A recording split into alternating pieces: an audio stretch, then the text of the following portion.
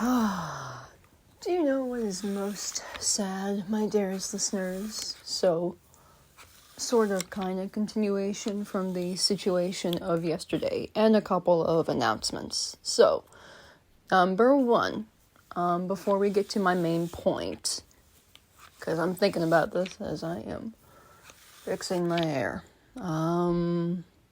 So, number one, I am now on FABLE.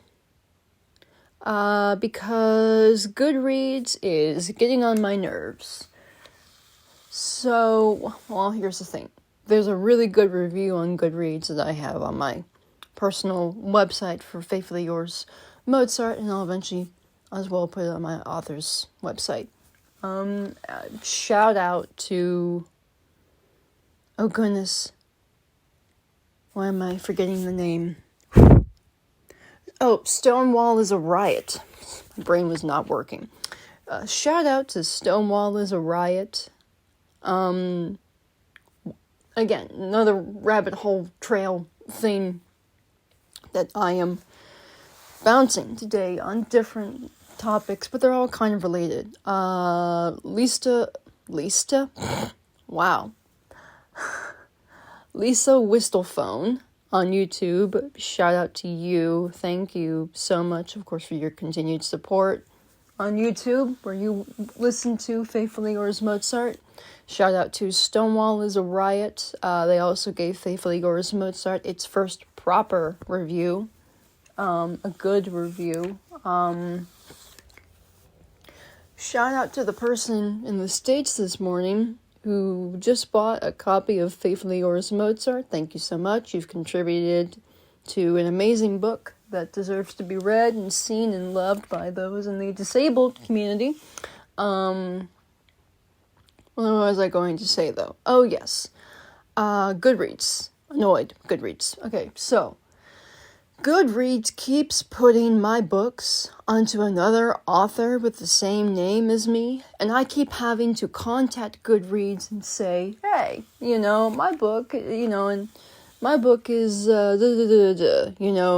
been put onto, and they're like, and they have like this really dumb system that they think is like kind of clever, and they can't go in and just figure out like who is who. It's really annoying. So I have to go in today at some point and get the special editions of Faithfully Yours Mozart transferred over to my page because they keep fudging up. But also, I'm just frustrated with the lack of community on Goodreads. Like, I've attempted to reach out to several neurodiverse, places on there. I've tried so hard. And they just don't want to engage with me. I don't know why. It's weird. Whatever. So I've tried. I'm sick of it. So I am moving to FABLE. Of course, the Goodreads will still be up. I'm not gonna, take it down or anything, it's there. I'll move, all books that I publish there. I'm sure everybody's wondering, Faith, with the situation, will you continue to publish through there? Yes, unfortunately, it is the only feasible option right now, because unless there is a service out there that has the same capabilities as KDP, and isn't going to cost me an arm and a leg, and will allow me to upload my manuscript and not have to pay $1 a dozen, just to upload and refix a manuscript, when my eyes, considering the condition that I have, the dry eye condition that I have, which is, probably another form of disability, because it's my vision, when I have to fix a manuscript, because when I thought that I had everything right, and then I find out, oh no, I don't have it right, So, as much as I'm frustrated with the situation with KDP right now, with what they have decided to do, stupidly, by the way, little word of advice to anyone listening. The next time you want to question somebody's disabled identity, fucking don't. Thank you. Don't. Don't. Not your place. Nada, nope, zilch. So basically, yes, I'll continue to publish there. Yes, my books will continue to be fudged by Goodreads, but good news, I'm going to, as other things come out this year, because I have a book scheduled to come out this year, as things, and I have many books, honestly, that are in the works right now that I will continue to publish, and I will continue to put them in the categories that they belong, whether you agree with me or not, whether you see what I am writing as disability or not up to you, not your life, not your shoes. Stay the fuck out of my business. It's an overreach, and I'm going to say this, and this is going to make probably some people mad, but if I were an open LGBTQIA writer, now here's the thing, they have had their own problems with censorship in the mainstream publishing world, and sometimes self-publishing is the only way that they can get their voices out there. But if this were happening to an LGBTQIA creator, do you have any idea? I almost said this to the Amazon worker this morning who I spoke to. I almost said this. I almost said, if I were an LGBTQIA writer, this would not be happening. And I'll tell you why. Because that community, whatever you may think of them, although you shouldn't have thoughts considering that it's not your life, that community is so well connected and so wide and so vast and so often in the media that if you did this to an LGBTQIA writer, I guarantee you that you would have every Tom, Dick, Nancy, Drew, Jane, and Andrew on your ass. The word lawsuit would come up. It would be in the news. Like that.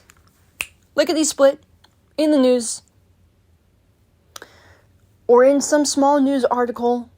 Or it would blow up on social media. But because it is disability, and you think, the people who think you know what disability means, not you, my listeners, because you're all neurodivergent, you've dealt with ableism, you understand my plight. But, again, not that disability and LGBTQIA stuff isn't interconnected, we often are.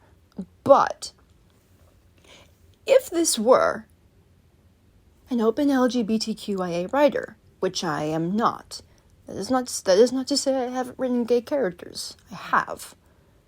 You can go and take a look at Tuna and Chaotic Idiots. My audio dramas. Hello.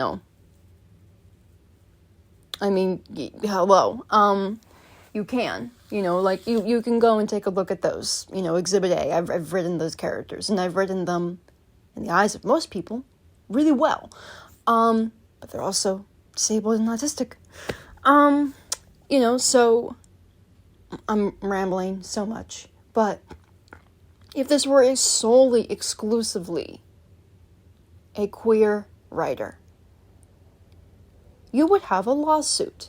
But because it's the disabled community and we're not meant to have representation, we're the community that gets vilified by our government. We're the people who's like, autism will destroy families. You have stupid shit that is just spewed left and right and about autism. Tylenol causes autism, said no one intelligent ever. You have these things that get spewed, and the disabled community, the neurodivergent community by themselves are often vilified, and there are so many in that community who are afraid to speak out or don't have a voice in a traditional manner. And when that happens, and you have companies that sit there and decide that they can gatekeep what they think disability looks like, what disability is, what it means, to write disabled fiction. It is so damning because there are not too many on the, there are many strong voices in this community. I can name them. I've seen them. They are incredible. Chloe Hayden, one of them. Bella Ramsey, another one. All the girls on A Kind of Spark. Lola Bell. Oh, why am I forgetting her name? Caitlin, I think is her name. I have advocates in my own life. Darian, Aaron, Jack, who are doing incredible things in the fields that they are in. My friend Emma. M is amazing. I know so many in this disabled community who have strong voices, strong platforms, incredible drive to do what they do, and then there's me. I made a follow-up call this morning for the situation at hand, and when the lady basically said, I'll let them know you gave us a follow-up call, because I have some life stuff happening, and I don't want this is the last thing I need. But, I want to be on top of it, because that's just who I am. Because, unlike most in this community, who, if this kind of situation were to come up, they might freeze, they might freak out, they might go, what did I do wrong? And I did, privately. But I'm also someone who will get it together, take a breath, drink my water, throw myself together, and say, can you also tell the team who did this that firing is an option, to be fired is an option, and the next time you want to question somebody's disabled identity, don't. Is what I almost said this morning, but I refrained. I can be civil. Because you see, if somebody yells on the phone to customer service, to support, they are not taken seriously. They are cut off and shut down. But if you talk calmly and quietly, and maybe with a little bit of I'm pissed off to your voice, just enough to know that you're dead fucking serious. You get things, you get results. I get results because I know how to handle it, and I do pretty damn well. So, this is a whole, again, rabbit trail and a tangent express and a half to say that I am moving to FABLE. Not exclusively, but I will be there. So if you want to come and join, it's better than Storygraph, I would say. I'm on Storygraph too. Not really. I mean, my books are on there, and you can if Storygraph is for you, wonderful. But I need community. I need to be able to see what my readers are thinking, if I have any, or if there are people who are interested or have similar interests to me that I can maybe, follow and engage with. I'm on the free plan. I'm not doing anything paid for FABLE. Because, I just don't have the funds to do that stuff.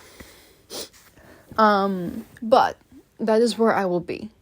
That is completely where I am going. So, long and the short, a lot of stuff happened today. A lot of thoughts, a lot of feelings, a lot of stupidness in the aftermath of this.